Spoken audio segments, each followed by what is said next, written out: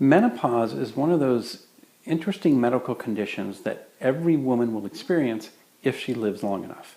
Now, 150 years ago, when the life expectancy was about 35, menopause wasn't that big of a problem because many women didn't live long enough to experience menopause.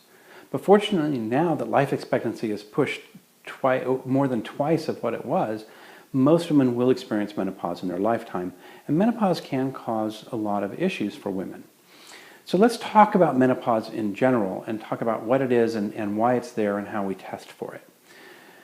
The ovaries don't last forever. The ovaries have two main functions. They produce the eggs that are used for pregnancy, and they produce two of the important female hormones, particularly estrogen and progesterone. Now what happens is that the ovaries, somewhere around age 50, stop working so well. And the average age in the United States is age 53, where they can basically stop functioning completely. And so at that point, they're no longer making eggs, but they're also no longer making estrogen and progesterone, and that can cause a lot of side effects. Now, some of these side effects happen well before the ovaries completely stop working, and some kind of linger for a while after they stop working. So what are some of the side effects? The most obvious one is that the periods will eventually stop. And so a woman that is post-menopause, or what we call a postmenopausal woman, will not have any menstrual cycles. She'll not bleed anymore. And for most people, that's kind of a good thing. But that's one of the symptoms past menopause. Leading up to menopause, there can be changes in the menstrual pattern in which they can space out, and you might go skip a month, skip 2 months, skip 6 months without a period. Or for some women, they may start having more irregular bleeding. And those are all potentially signs of menopause.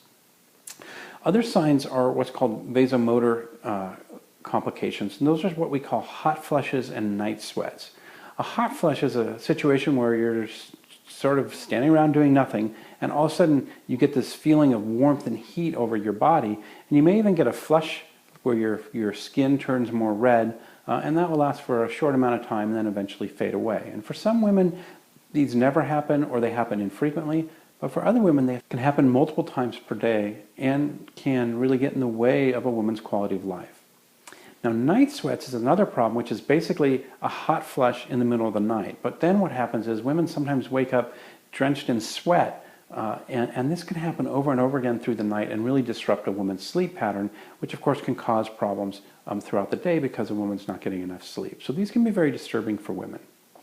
Another symptom of menopause can be changes in the skin, and particularly in the mucosa or the lining of the vagina, where the vagina can thin out and produce less discharge. So the glands in the vagina may not function as well because those glands in the vagina are very sensitive to estrogen levels. And so postmenopausal women often have a thinning of the vagina as well as a decrease in the amount of normal natural lubrication or discharge in the vagina. And for some women, this isn't very bothersome, but for other women, it can cause a lot of itching and irritation. So those are other signs of menopause.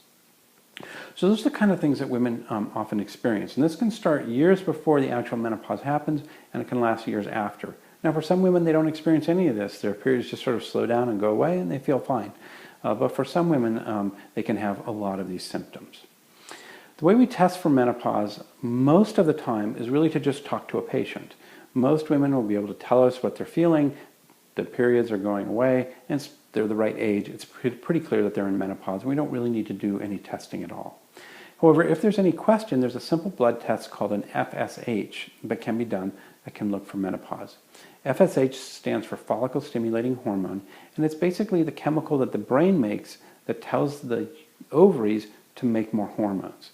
And so if the ovaries aren't making enough hormone, the brain will put out more and more of this chemical trying to tell the ovary, hey, make more hormone. And it's almost like yelling at the ovary, hey, wake up. And so it puts out more and more FSH.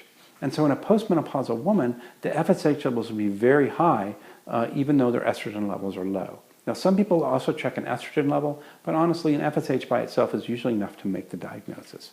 Now, sometimes you get an FSH that's sort of in between. It's not super high, but it's not normally low either. And that tells you that someone's sort of in the middle of the menopause, but hasn't gone through it yet. So that's the basic test and evaluation to look for menopause. And we've talked about the symptoms of the menopause. Medtwice.com